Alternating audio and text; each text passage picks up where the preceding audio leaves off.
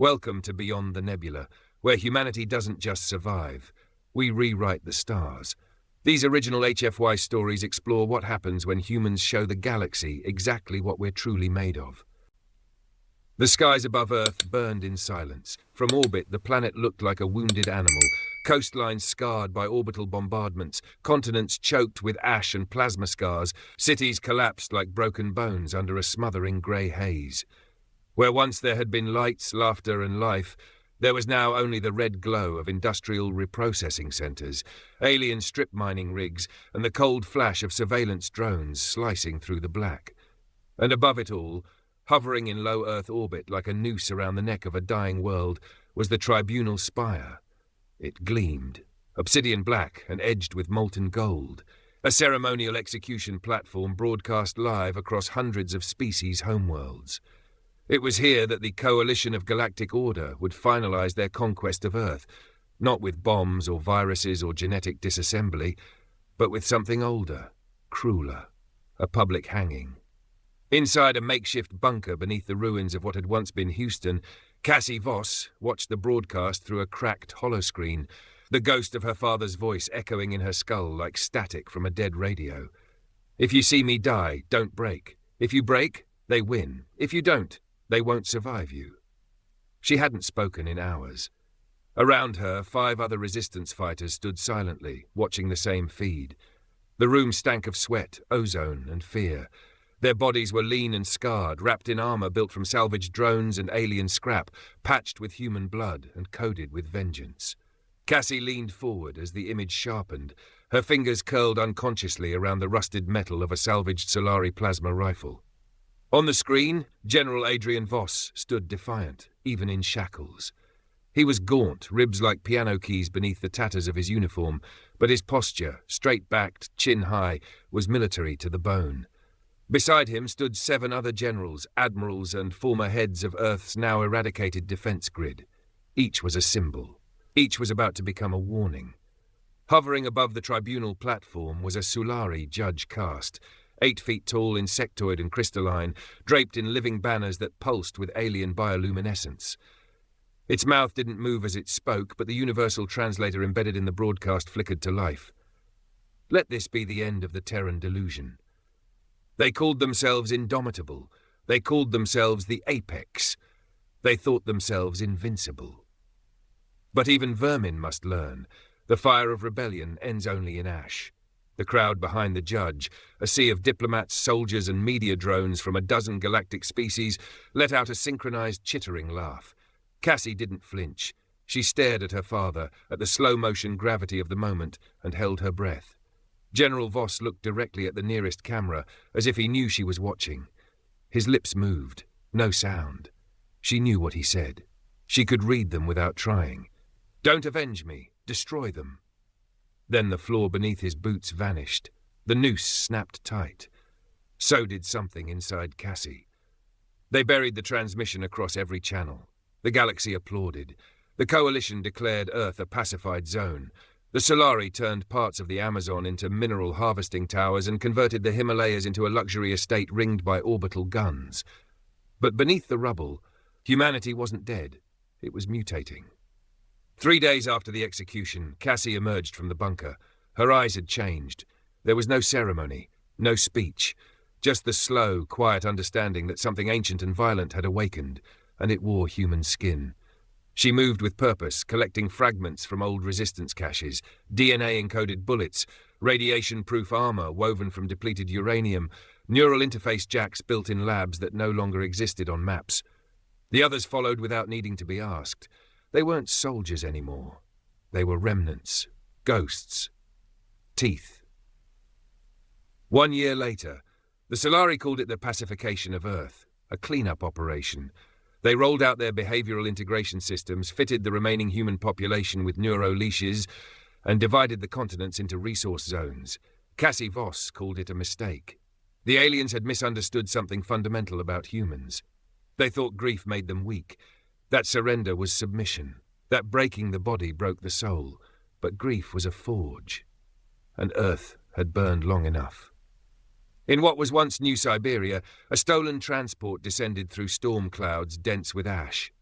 Its hull still bore the blue sigils of the Aranai courier network, but its engines coughed like dying lungs, and its pilot had replaced the landing beacon with a repurposed human war symbol, a blackened skull, barbed with orbital rings.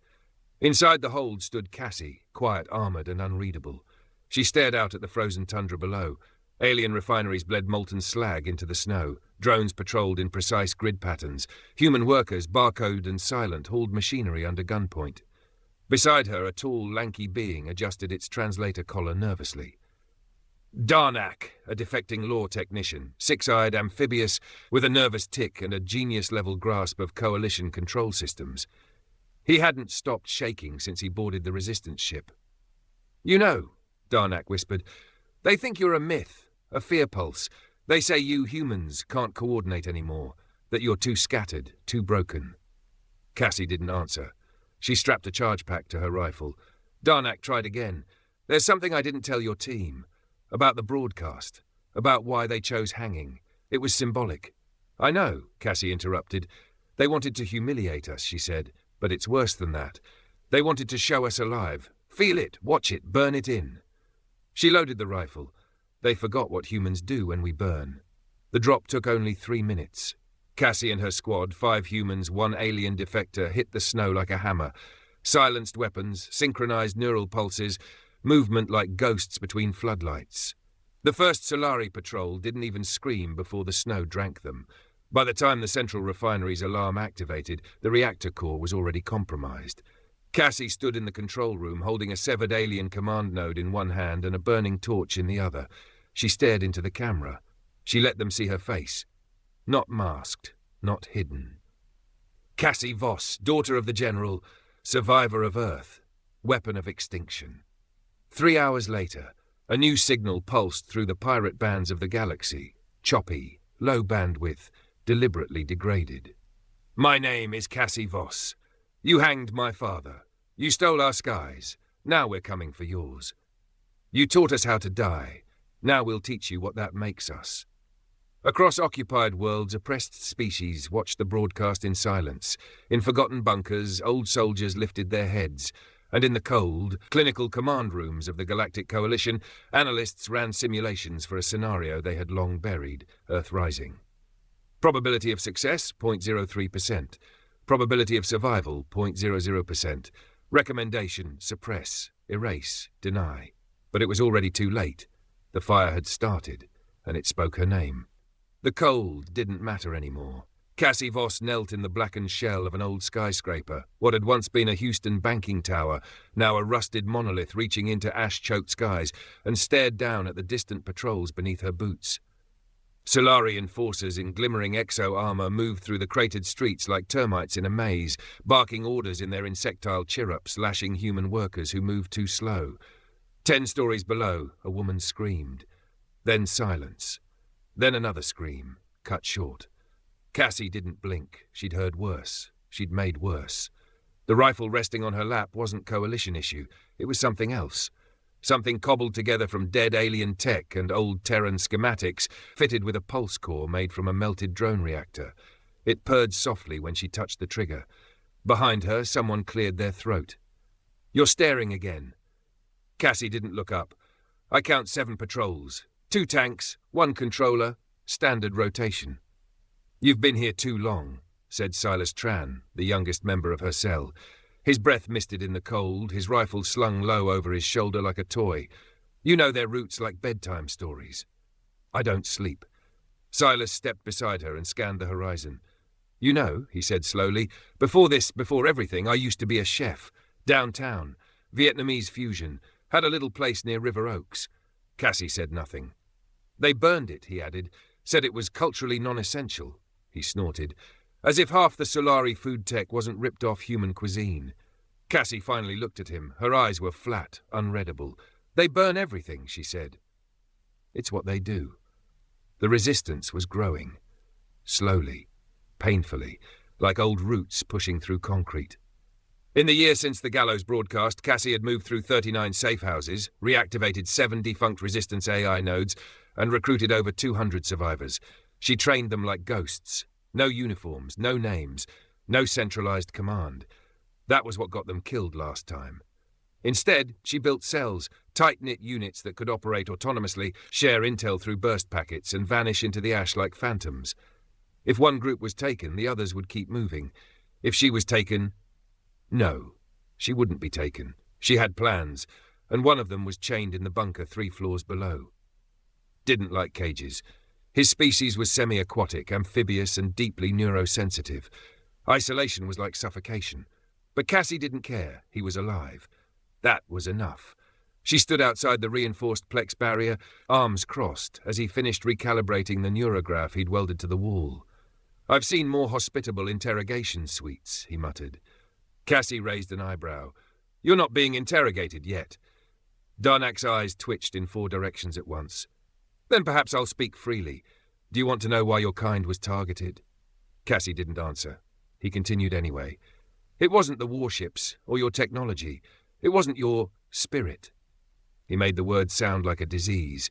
It was something simpler, something far more dangerous. He tapped his temple with a webbed claw. "Your adaptability. You mean we're stubborn? No, I mean your minds are unregulated, unhindered. You experience grief as rage, loss as motivation, destruction as opportunity. That makes you unpredictable." He lowered his voice. "It makes you dangerous." Cassie stepped closer. So the solution was genocide.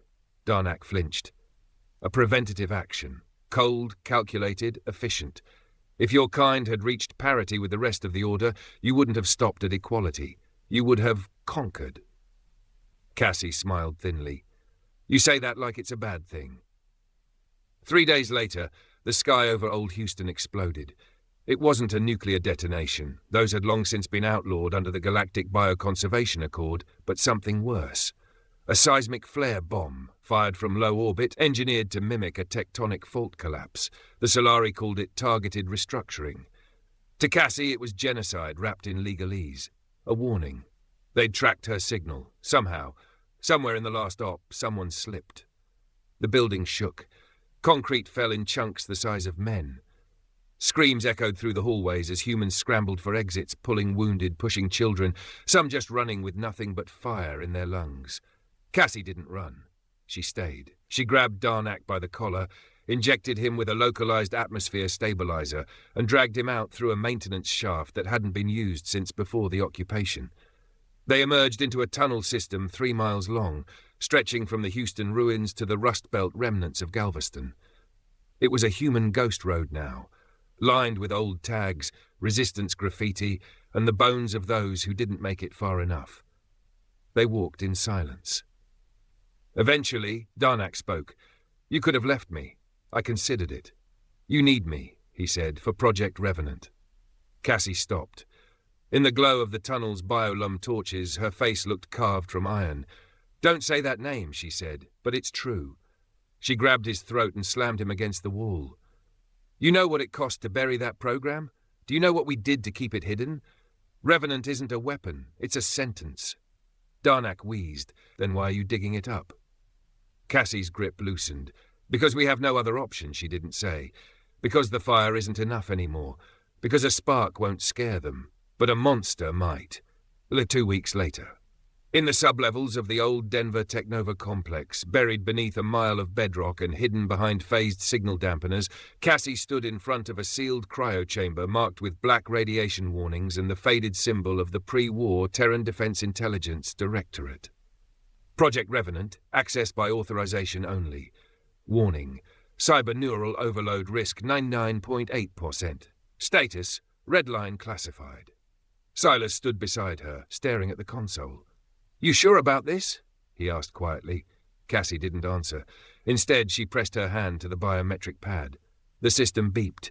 The console asked for a code she hadn't heard in years. She typed it in by instinct. Voss Delta 47 Ashish!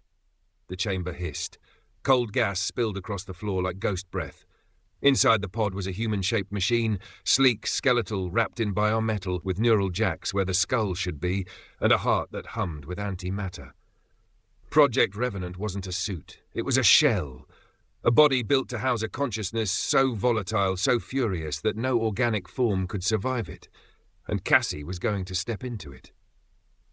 "Let me be clear," Darnak said as he finished calibrating the interface. You have less than a 1% chance of surviving this merge. The biofeedback from the neural fusion will override your synaptic limiters. Your dreams will die first, then your memory, then your body. Cassie stared at the pod. Sounds better than Earth. Do you even understand what this system was designed for? He snapped. It doesn't make you stronger. It makes you relentless. You'll lose everything human inside you. Cassie stripped off her armor. I already did. They sealed her in the chamber. Darnak initiated the sequence. Cassie closed her eyes. The pain was indescribable.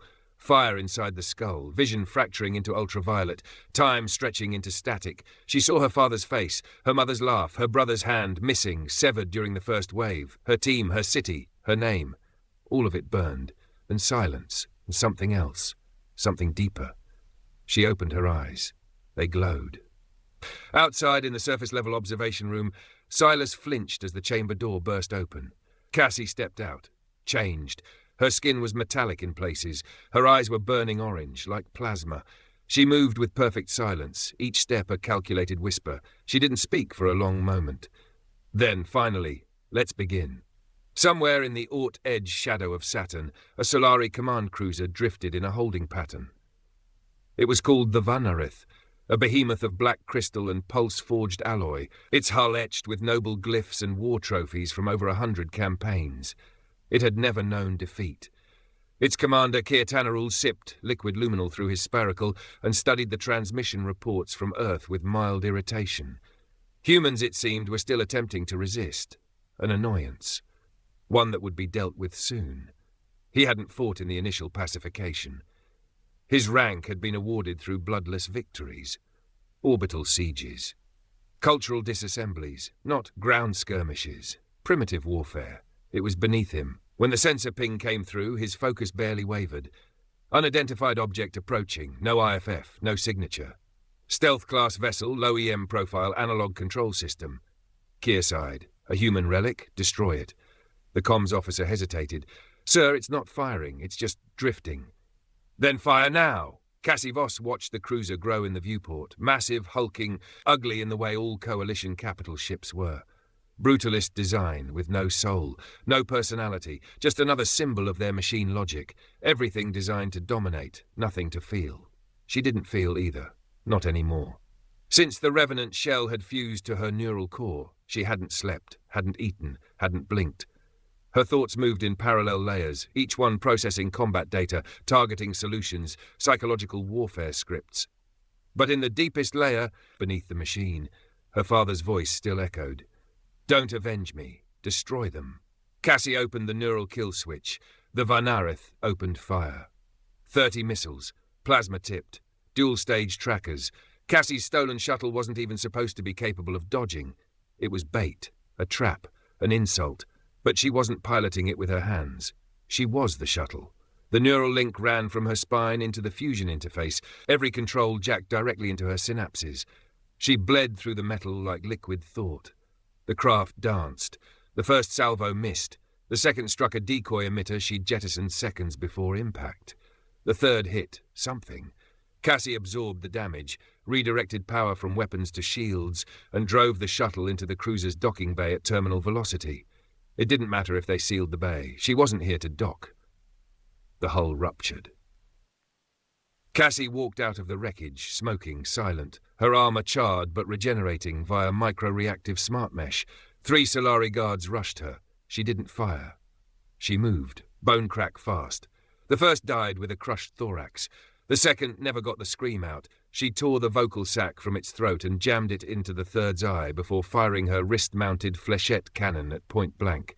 The corridor stank of melting armor and alien blood. Cassie kept walking.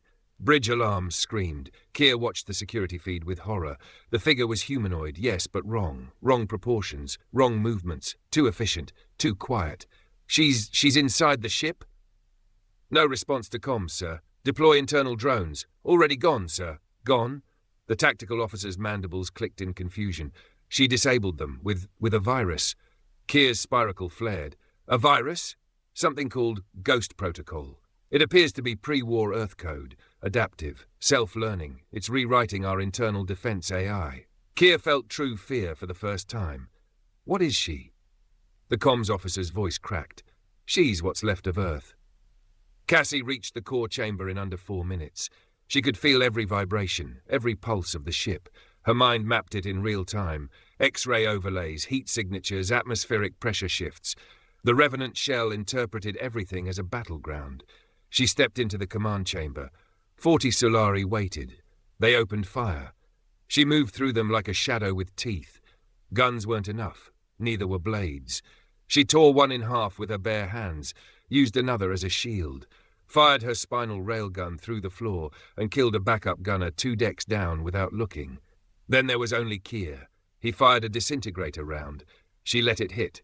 Her shoulder exploded, regrew, metal and flesh twisting into shape, faster than his eyes could track. "Please," he stammered, "we can negotiate." Cassie tilted her head. "You executed my father on a live broadcast." Kier backed away.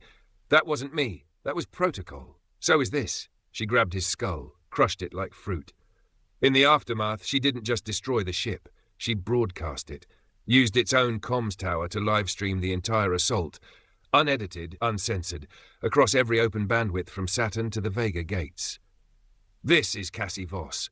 I am not human anymore. You made sure of that. But I remember what it means to be one. You burned our world. Now I burn yours. Tell the Coalition, their peace ends with me." The response was immediate. The Coalition panicked. Alien senators called for immediate planetary strikes. The Solari Highmind went into full lockdown. The Genkari archives labelled her a Class Z anomaly, a species-wide extinction-level threat. They gave her a name, the Revenant. It spread like wildfire. On fringe colonies, enslaved species whispered it in the dark. The humans made a god of their pain. She walks like death. You can't stop something that's already lost everything. On Mars, resistance networks sprang up overnight. On Europa, a forgotten war satellite reactivated and fired its first test shot in a decade, blasting a Coalition gunship clean out of orbit. Earth wasn't silent anymore.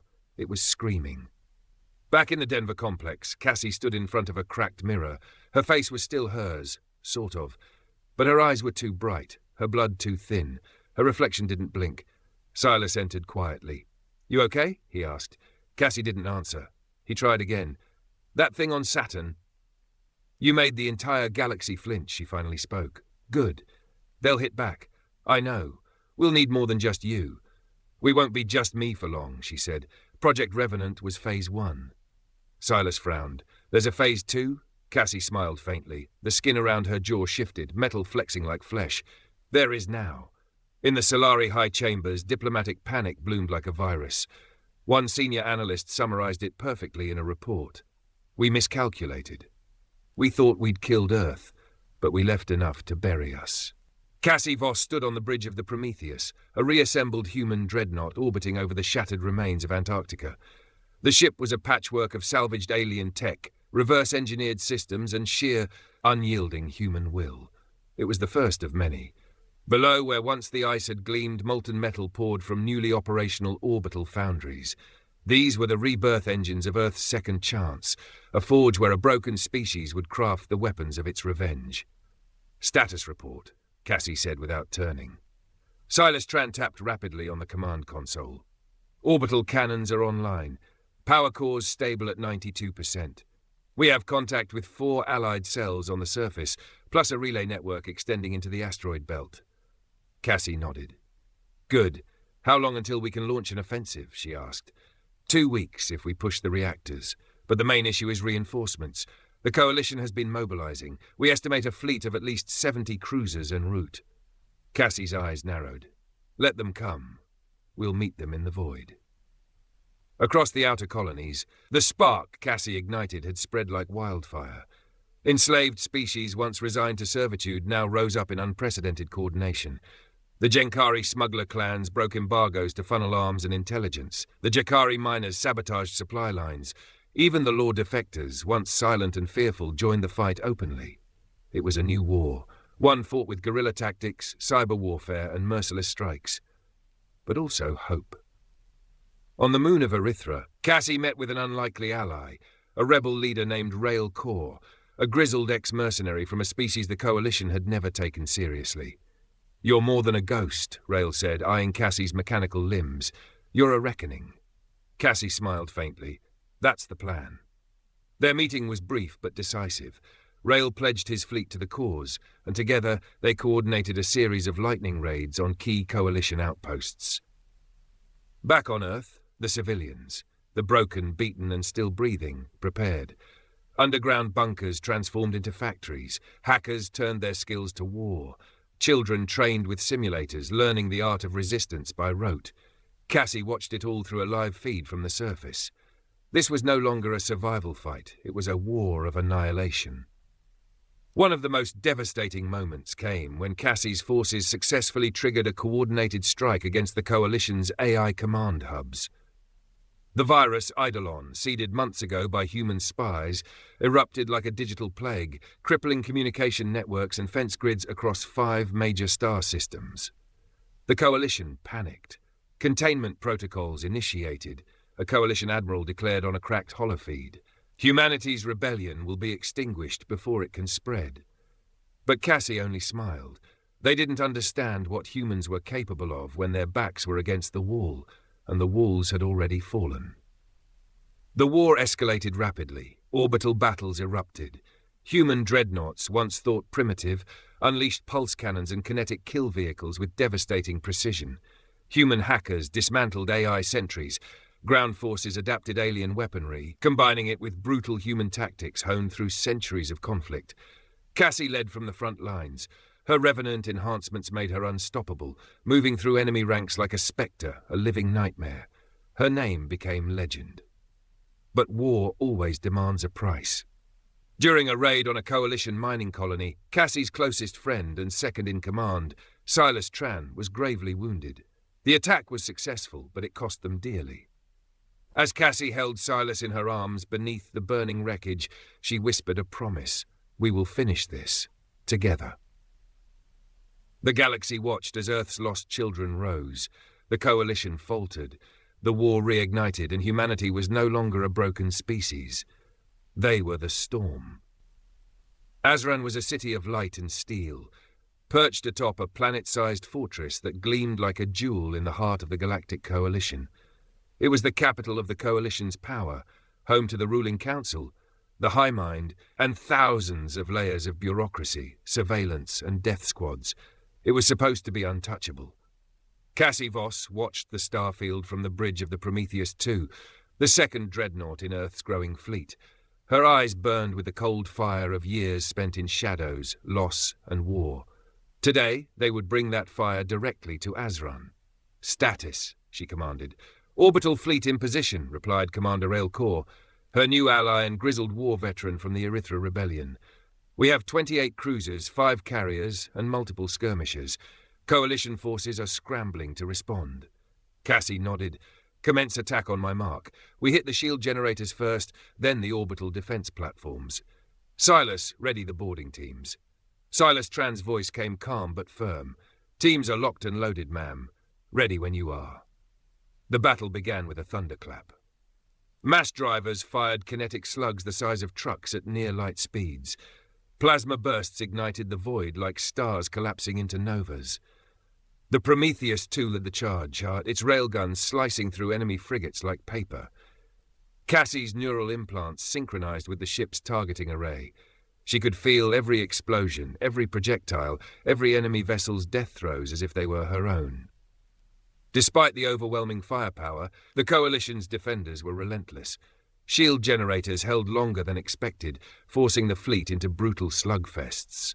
Orbital defense platforms launched waves of drones, swarms designed to overwhelm and tear apart human ships. But Earth's forces were adaptive. Using guerrilla tactics in space, they deployed stealth corvettes to flank and cripple enemy turrets.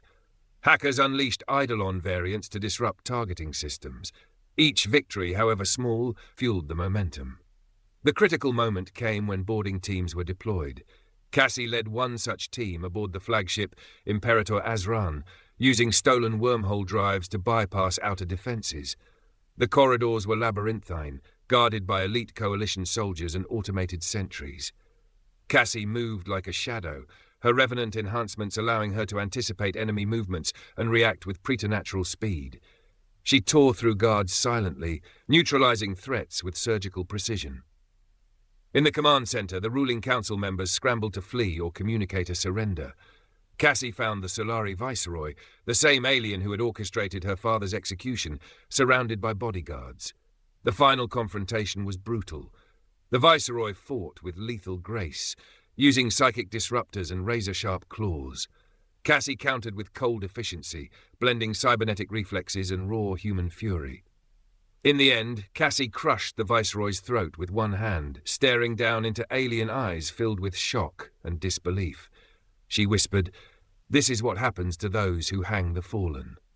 As the council was dismantled and the ship crippled, Cassie broadcasted the Viceroy's death across the Coalition's networks. The message was clear: we are not your victims, we are your judgment. But victory came at a cost. Silas Tran was critically wounded during the boarding assault, sacrificing himself to protect Cassie from a plasma blast. As she cradled his fading form, she promised, "Your sacrifice will not be forgotten." The fall of Azran sent shockwaves across the galaxy. The Coalition's grip loosened. Planets once under iron control began to rise. New alliances formed. Humanity was no longer broken. It was the reckoning. The galaxy was unraveling. Where once the Coalition's iron grip had suffocated countless species, now sparks of rebellion flared in every quadrant. Systems that had lived in fear for centuries were breaking free. Slowly, painfully, but irrevocably. At the heart of this storm stood Cassie Voss, not merely as a warrior, but as a symbol. The Prometheus II sailed through hyperspace, its engines humming with the quiet fury of a predator stalking its prey. Cassie stood alone on the command bridge, watching the starfield blur into streaks of light. Beside her, the holographic map of the Coalition's remaining territories shimmered with red, targets marked for liberation. Silas was gone, but his legacy burned fiercely in her heart. "Next target?" she asked without turning. Commander Rail Kor stepped forward, voice steady. "The Citadel of Zelthar, the nerve center of Coalition's intelligence and surveillance. Take it down, and their ability to hunt us drops by 70%. Cassie nodded. "Then we take it." The Prometheus II entered the system with surgical precision. Cassie's team executed a combined assault. Orbital bombardment softened defenses, while infiltration squads, led by Cassie herself, breached the Citadel's underbelly. The corridors were a labyrinth of steel and shadows. Coalition guards were everywhere, alert, ruthless, and equipped with cutting-edge tech designed to track and neutralize insurgents instantly. But Cassie's Revenant enhancements made her untouchable. She moved faster than sensors could detect, her neural interface predicting enemy tactics before they unfolded. The battlefield was a chessboard, and she was 10 moves ahead. Inside the central core, Cassie confronted the intelligence director, Val Drex, a cold and calculating strategist who had orchestrated countless purges. "You think this ends with your capture?" Cassie asked, voice low and cold. Val Drex smiled thinly. "You're but a fragment of a broken species. The Reckoning Protocol will destroy you." Cassie's eyes flashed. "Then let's see whose reckoning it is."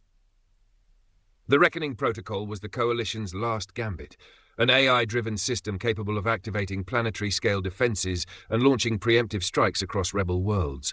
If triggered, it would mean genocide on a scale rivaling Earth's initial devastation. Cassie had to stop it.